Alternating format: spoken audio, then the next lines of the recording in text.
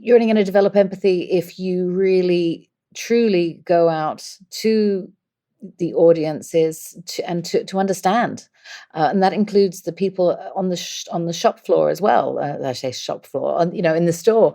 It requires education. It requires systemic education globally on the different types of brains, and that's how empathy is formed.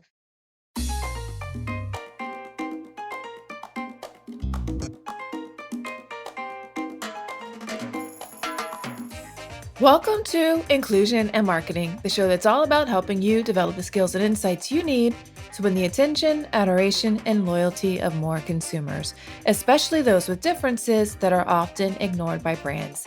I'm your host, Sonia Thompson, an inclusive brand coach, strategist, consultant, and someone with a lot of differences. Let's get to it. Did you know that most businesses only use 20% of their data? That's like reading a book with most of the pages torn out, or paying for a coffee that's just 1/5 full. Point is, you miss a lot unless you use HubSpot.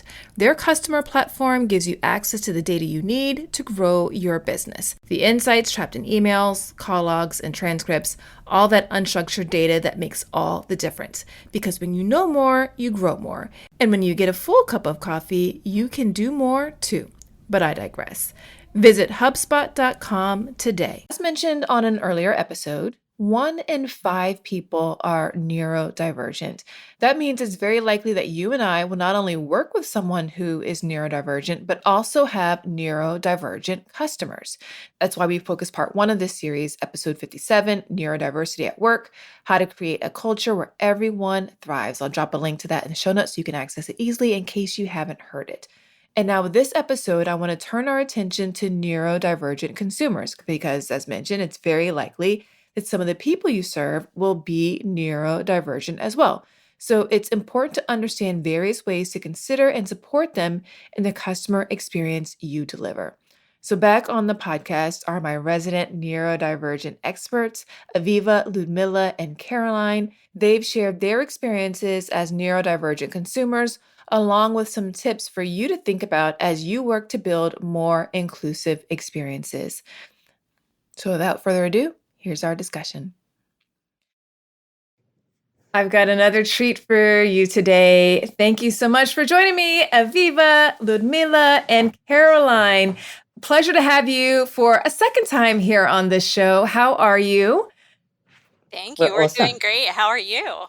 I'm doing fantastic. So let's go ahead. I'm excited to learn more and during this conversation today. But before we do that, just in case people haven't listened to part 1 of the show that we did together, who are you and what do you do? Thanks so much. So I'll answer first on behalf of the group, and then I'd love for Ludmila and Caroline to jump in and introduce themselves as well. So my name is Aviva Legatt. I'm a college admissions and higher education expert with particular interest in neurodiversity from both the personal and professional standpoint. Our collective focus is Ascend Talent, and we are 3 neurodivergent professionals who have joined forces to help organizations achieve exceptional outcomes. And I love bringing my background in academia and my past experience teaching on Coursera and supporting all different kinds of learners to achieve their goals. So I'll hand it over to my colleagues to talk a little bit about themselves. So I'm Ludmila, and I'm professor of psychology at Vanguard University. I have been doing diversity work for most of my life, and specifically for the last several years, I've been working a lot in the area of neurodiversity, and I just submitted my first draft of the book on the topic. So we're going to talk about this anymore today. Very cool. Congratulations. I know that's a very big feat. Thank you. It is a huge feat. Congratulations, Ludmila. Yeah. I know how much hard work we've all written books, so we know exactly how much hard work goes into it. So huge congratulations. So my name is Caroline Stokes. I'm the third part of the trio. I love working with this particular team because, as it has been outlined, We're three neurodivergent individuals. We come from either educational or academic backgrounds. And in my particular instance, my focus is on and has been in commercial, in enterprise, in organizations that create consumer products, everything through to products, plastic products that you buy, services that you buy online, mobile products, hard, and obviously stuff that can be downloaded. And I've also been involved in everything from PlayStation to really big brands on film and entertainment and video games. So I have a very, very different background to the team, but together we were able to provide the insights that's necessary for organizations and individuals to thrive. Very cool. Very cool. Well, I'm excited to dig in more. Last time we talked a lot about neurodivergence as it related to teams and working. And now I want to switch gears to neurodivergence as a consumer.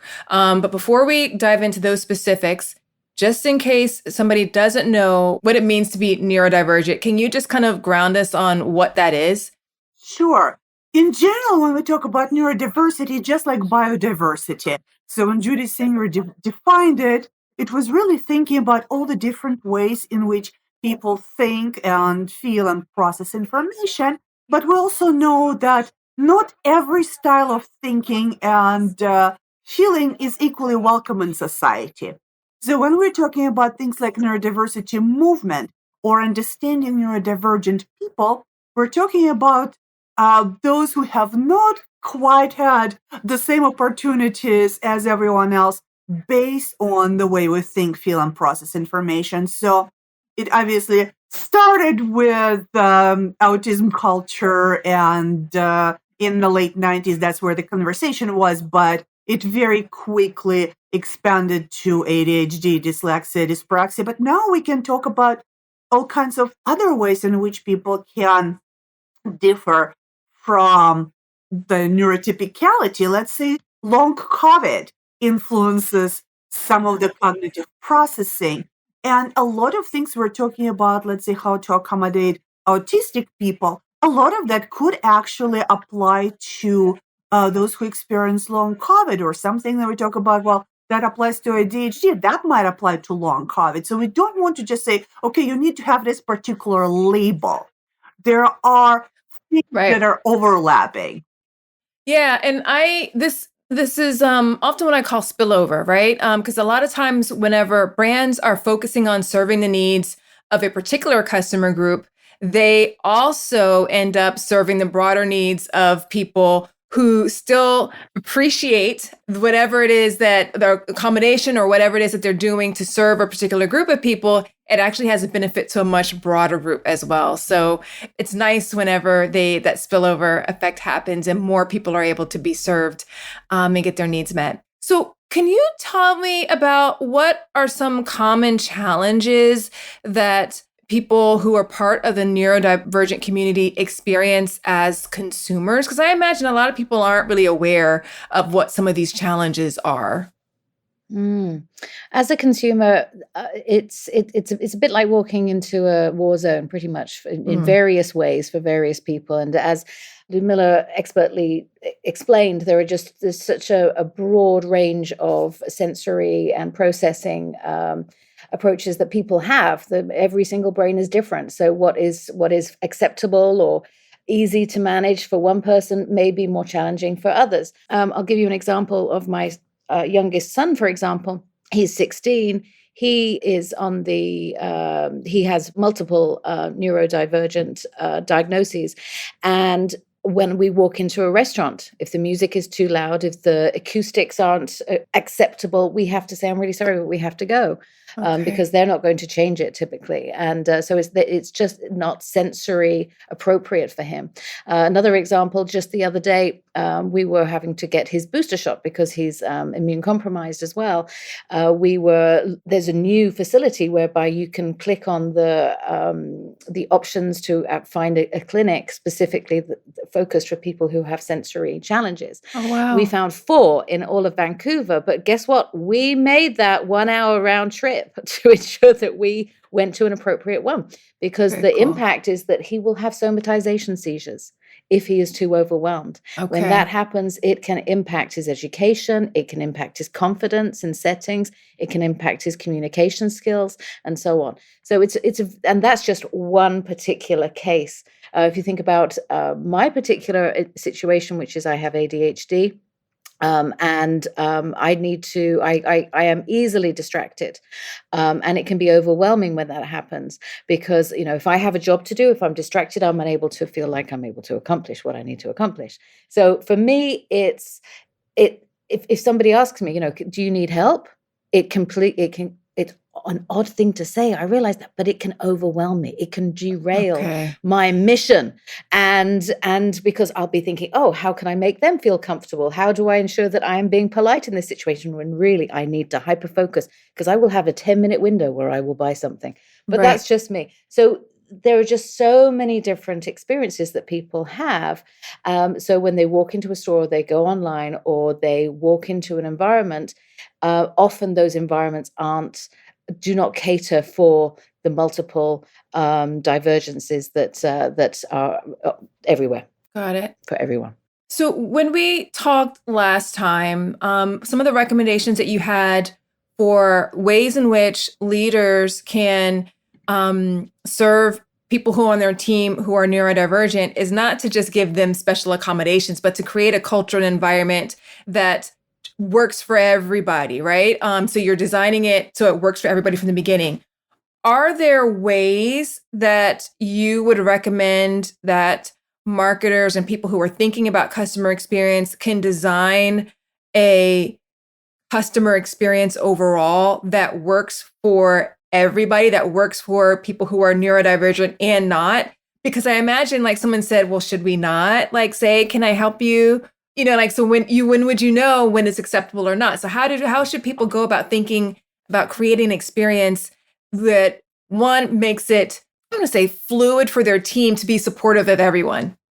I can take this one. So I think that the important thing to consider here for companies is how do we personalize the experience to the customer? So Yeah. whether that customer has a disability, a neurodivergence, or just any particular need that they're seeking to have met, I think that if companies are going out there and getting the input of the customer, so I'm thinking, for example, before you shop in the store, if you have the option to go online and check in and then request something, maybe it's like, hey, I just want to really quickly like have somebody show me to the pants section, or, I'm looking for a quiet place to, try on my clothes, when I get to the store, can someone help me find that? And that would provide people a space and a voice to express their needs without them being overwhelmed themselves by walking the store, trying to self advocate, trying to get Got it. whatever support they need.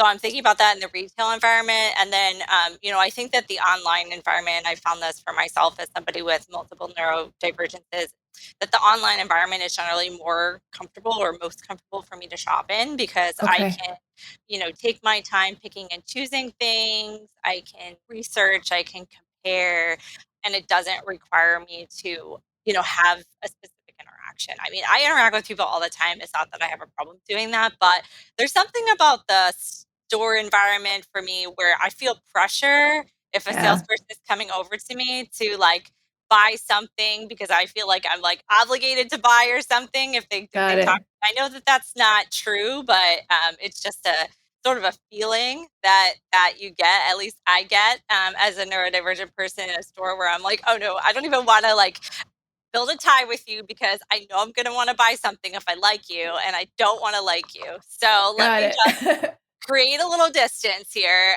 Right. So for me, that's why the online environment is really tends to be the best. I know that in our past conversation, when we were informally chatting, I was talking about like how I love Instacart because you can go right into the app and then you can compare shop with the item that you want and then buy from that store and you know exactly when it's coming and you don't have to see the person and you also don't have to walk the aisles. Which I mean, I don't know. I have other neurodivergent family members who love grocery shopping, but I don't. So, Got it. it's yeah, for me, I just like something seamless and easy where I have as much control over the experience as possible. Yeah. Based upon the example that you just gave, I'm thinking of two things in particular. There was one where at Chipotle, right? Like, so in Chipotle, you go in and you have to stand in line, and then you have to talk to the person on the other side and tell them what you want. So it sounds like that could be overwhelming for people. It could be overwhelming for anybody. But they do have this thing where you can order online and then you just walk in, pick it up off the cart, and then go back out. So you can go in, get your food that you've already pre-selected, which, like you said, it leads to a degree of control, and you don't have to interact with anybody. You just go in, pick it up, and walk out. And the other one that I saw, that I experienced, that kind of, I think, has a similar need, was at Best Buy. You could select what you want and go in, and then you park in the lot. You say, hey, I'm here online in the application, they'll bring it to you, which again, you're able to do that retail shopping, have an element of in-person, but with minimal contact if you don't want any. So it sounds like those might be some examples of some ways in which brands can create an experience that allows people to self-select what it is that they most need from the experience. Absolutely. And I'll add to that sort of a similar theme of personalization, but a kind of a different experience would be, I've had positive experiences at Macy's where if you get a personal shopper in advance, you can tell them what your size is, what kind of items you're looking for, and then they'll just go into the store and they'll pull everything for you, and you're not, Nice.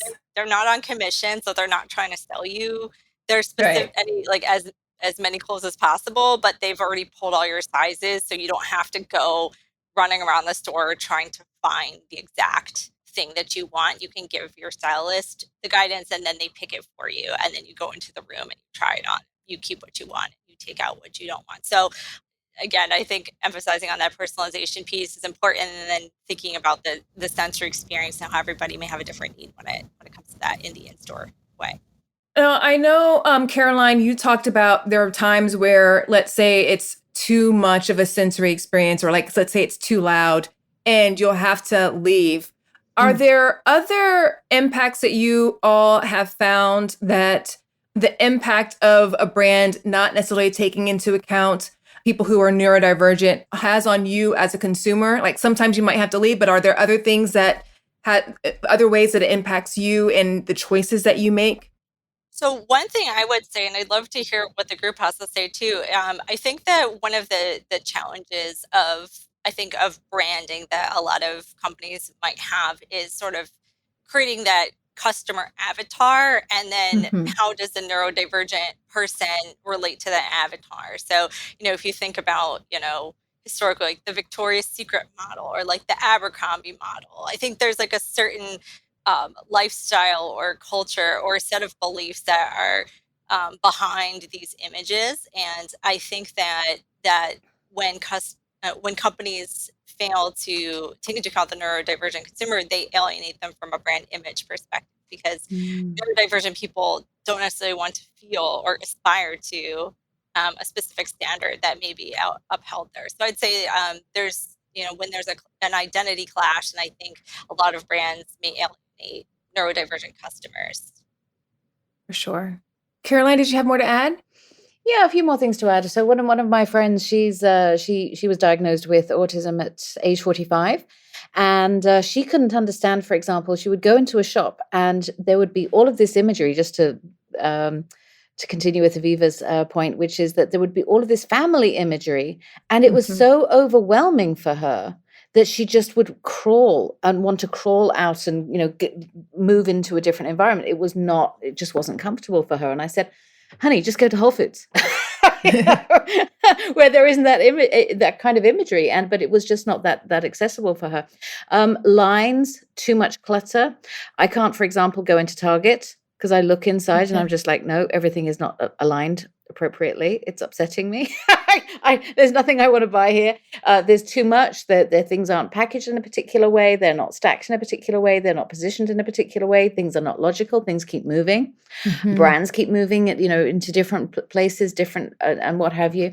From my sales background, you'd have to create for retail. You would have to create a design of how a product should look for each environment, for electronics boutique, for I'm just trying to think now which stores are still available and still around, Best Buy and what have you. And you'd have these examples of exactly how it should show up. And I don't think there is any coincidence that actually it shows up in that particular way, because a lot of people that play video games and I don't know what the data is here, but they're usually pretty introverted. They may have, they may have specific diagnoses as well, where they focus on those kind of environments so they can escape from, or get involved in an area where they feel more secure. Got it. And what have you. So I think it's very, very complicated, and the opportunity for marketeers is to really do a deep dive on different brains that are out there. It's not about, whenever I hear my clients say, well, our product focuses on the 18 to 35 market, I'm like, okay, that is one particular area. What do they think about? What do they eat? What do they eat? How would they describe your product? What is it that they like about your product? What do they not like about your product? And or the industry? What opinions do they have? And how do they process that? What do they value? It's just such a complicated avatar. To go back to Aviva's point of, what is the consumer, and how are you ensuring that you're touching all of these different aspects? Right. Yeah, I think that more and more as brands are starting to get more specific with defining who are the people that they're going to choose to serve who have the problem that their brand solves, right? Then they can start to say, all right, does it include this group of people or does it not? For inclusive marketing, I always like to remind people that it doesn't mean that you have to serve everyone. It's being choiceful. But a lot of times the problem is people aren't choosing. So because they're not making the choices, they are just by default excluding a lot of people because they are unaware that these differences exist. However, there are some brands who have been making choices about specifically how they can serve this community. And they've implemented things like autism hour or sensory friendly shopping. What are some examples? Like, is this something that you all have experienced, appreciate? And what are some examples of what this might look like? What is sensory friendly shopping? The typical definition would be turning the music off and turning the lights off. And usually it happens sometime in the morning. I'm really not sure what's happening with my sound. I'm really sorry about that. Problem. So it's something that happens in early morning hours because there's just an assumption that neurodivergent people want to use early morning hours, even though many are night owls, and it doesn't work. And it's further complicated because some people hate sound like me, but love light. So if I go, I'm enjoying it. It's quiet, but then I'm looking, okay, where the stuff is because I can't see anything. And then I start falling asleep. So it's more complicated. So yes, it's taking care of two major sensory sensitivities, especially turning off the loud music, which does drive me out of stores, which is why I never went to shopping malls. I just avoided them even when that was the only option to obtain things. But it doesn't quite solve every person's issue. Again, because of timing, like you're making assumptions that I'm either early riser or don't work, neither of which is true, or don't have kids or whatever else people are doing. So it's still kind of limiting. Like, okay, there's your special hour, and if you can't make it, too bad. So ideally, we definitely want a little bit more of a flexible experience. And so I know it is appreciated that at least there's not music all the time. Okay, I've got another podcast recommendation for you. It's Augmenters, hosted by Julie Meyer and Jimmy Edgerton, and it's brought to you by the HubSpot Podcast Network, the audio destination for business professionals. So on this show, Julie and Jimmy dive into mentoring and explore ways to augment and refresh the mentoring environment. They're using 8 core principles that weave relevant spirit guides and diverse guests, and Julie and Jimmy use a lot of humor and practical tips to help mentors and mentees get further, faster together. There's so many great episodes to tune into for this show, but one that you might find especially interesting is their latest episode, number 120, Mentoring Across Gender, Men as Allies and Mentors. Listen to Augmenters wherever you get your podcasts. Got it. Like, we talked a lot about the way in which brands can support people in a retail setting. Are there things that people should be doing and considering about the experiences that they're delivering online, especially if it sounds like a lot of people who are part of this community end up shopping online, right?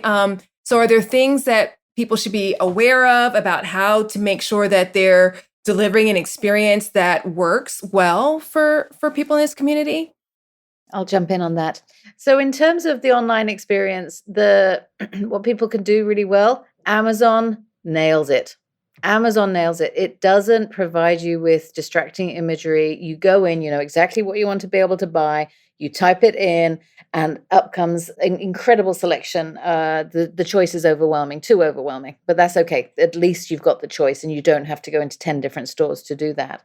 As we all know, when you go onto a website, let's just use Gap as an example. If you go onto a Gap, they're trying to communicate a lifestyle. They're trying to make you the imagery, the connection, the emotional connection that they're trying to create doesn't necessarily help an individual understand where to go. It's a little bit like the in-store shopping experience. So Amazon do a fantastic job. It may not give you the nice warm and fuzzies, but in terms of going in, getting out, for example, I bought some shorts this morning from Amazon. I wanted to buy some New Balance ones because I knew New Balance were great, and so I could do my walks around the neighborhood. And I was in and out of that in 5 minutes. Had I gone into the store, they wouldn't have had them. I would have had to have chosen another brand, and then I would have just walked out and then been disappointed, and that would have taken several hours. So in terms of being able to direct people to exactly where they need to be and where they need to go, that's really, really helpful. Nordstrom does that well as well. They've just closed up in Canada, unfortunately, but when going through that shopping experience, I didn't have to go downtown to do that. Other websites, for example, from a B2B perspective, that is really good. For example, Google's accessibility, for example, when creating Google Forms, even compared to looking at something like Typeform has a nice glossy feel. It makes it very accessible, but in terms of being able to become hyper-focused, to get in and to get out, which I think is a priority for people that can hyper-focus, the Google Forms, for example, is much better, and it enables both neurodivergents and neurotypicals to get in and out. And tick that box and not feel like they've had that energy drained. And what have you. The online experience really also touches on many different forms of neurodivergence. It could be color and font contrast. So especially for people who are dyslexic, you need to pay a lot of attention to that. Layouts, how easy it is to navigate. My personal pet peeve of pop-up videos. You show me pop-up videos, it literally gives me a jolt that makes me sick. Like I can't work because it scares me and it startles me. So I will never go to your website if you keep serving pop-up videos in my face. So there's a lot of things that online environment, yes, it needs to be organized, but it also needs to be just a little bit more considerate of sensory experience. So if I'm hearing what you're saying, and I want to try to summarize, it is that things need to be simple and intuitive, so that people are very clear. I can get in for what it is that they need and get back out in a short amount of time, and not get distracted by all these other things that you might have going on. And that is in maybe the user experience and flow, but also making sure that we're considering design, and is the design, like you said, fonts, graphics, how those work together. Are those supporting that same simplicity and ease of experience, right? Is that what you're does that kind of summarize it? Yes, perfectly. Okay. Yes, and if I could add, I think that an important part of the customer experience is return policies, because with online shopping especially, you don't always know exactly what you're getting until it shows up at your door if it's not something you've ever purchased before. So I don't love to promote them because I know they're a big giant evil corporation, but Amazon is just so easy with returns. So it's a very natural place for neurodivergent people to shop, because maybe sometimes you need a black shirt, but you're not sure which texture you're going to like in person. So maybe you buy 3 black shirts, so you're going to return 2 of those black shirts and keep the one.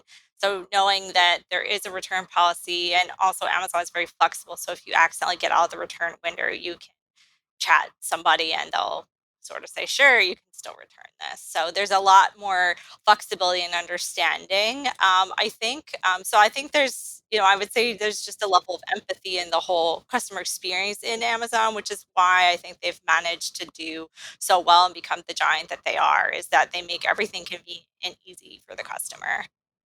Got it. What recommendations would you have for a brand that wants to get started, whether that's in their online experience or their in-person experience? What recommendations would you have if they want to get started supporting this community better?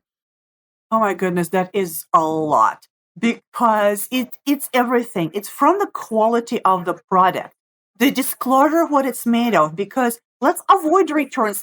Please don't lie me about the fabric content, for example. Because I'm allergic to polyester and I will know if you'll sneak it in and not disclose it. But why making me return it and just lie that something is natural and it's not? So make sure that the product is honest, because we have a lot of stuff going on already. And if somebody lies to us and just tries to put all kinds of psychological pressure on us, that's not going to work. So just create a good, honest experience, and we're going to stick with you, because you're not going to get brand loyalty by bombarding us by emails with more, with more and more. More is less. Give us a good customer experience, and we're going to keep coming. Yeah. You just brought something up, and I feel like it connects something that you all were talking about earlier with regards to if you're interacting with a salesperson, if you connect with them, it's kind of like they want to, you want to buy from them, and there's pressure there.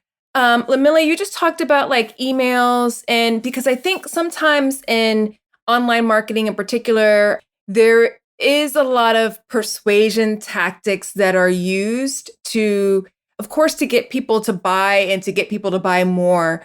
Do those persuasion tactics have an impact on you as a neurodivergent consumer? And if so, like, how does it make you feel? Well, I'm a social psychologist.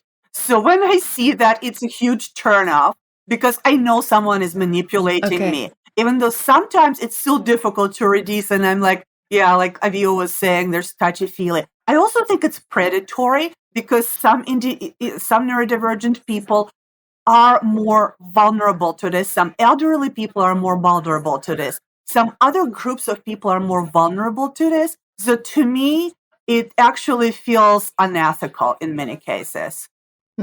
Okay. No, I wanted to make sure that we got to that part. All right. As we wrap up here, what is it that you wish brands knew about neurodivergent consumers?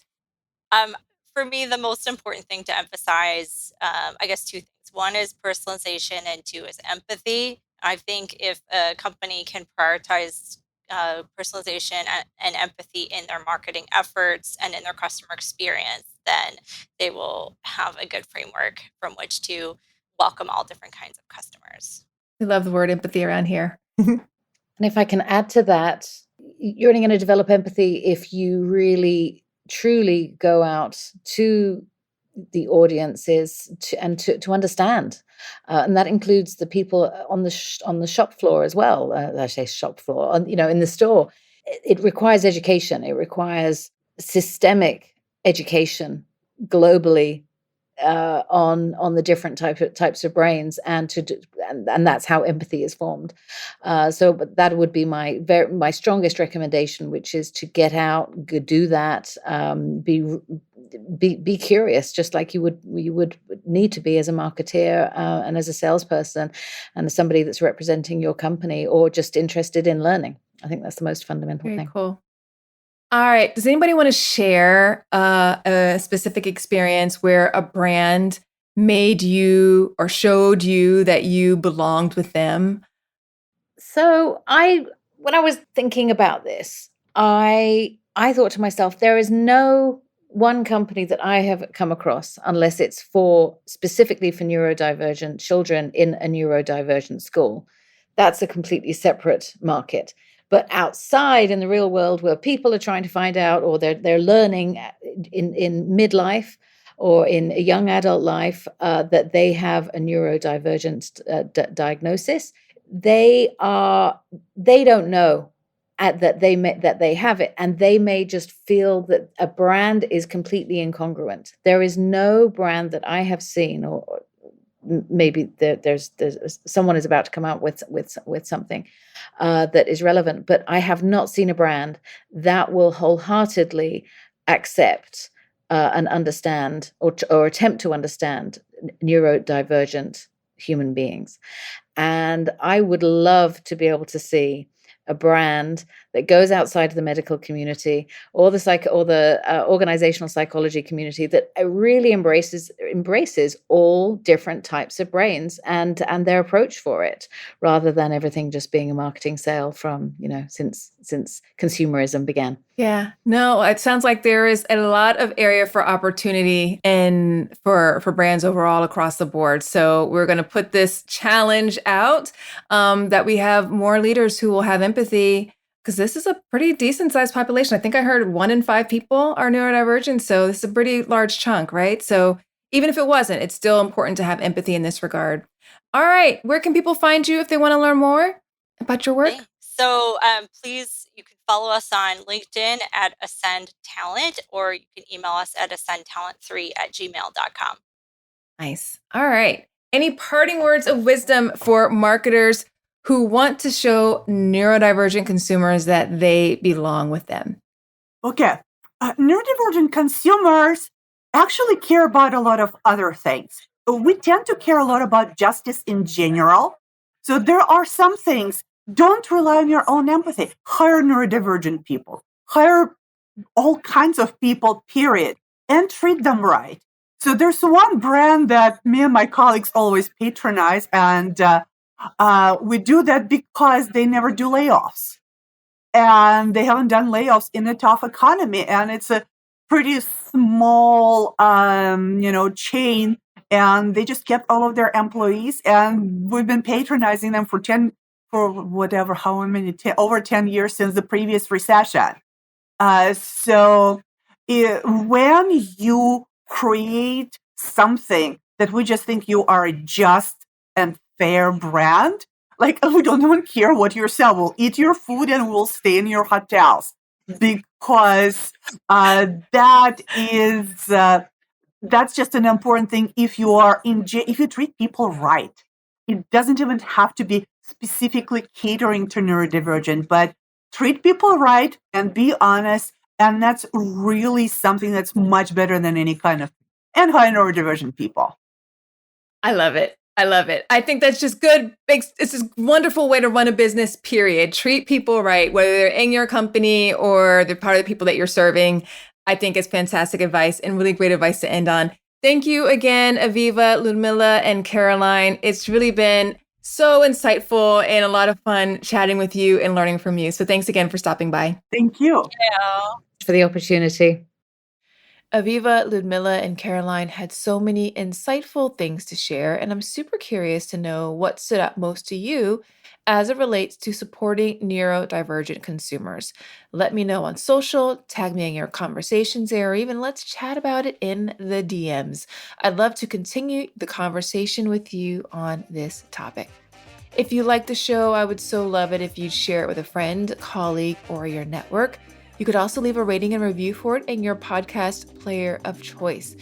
All those actions really do go a long way toward helping more people discover the show, which I like to think helps more people practice inclusion.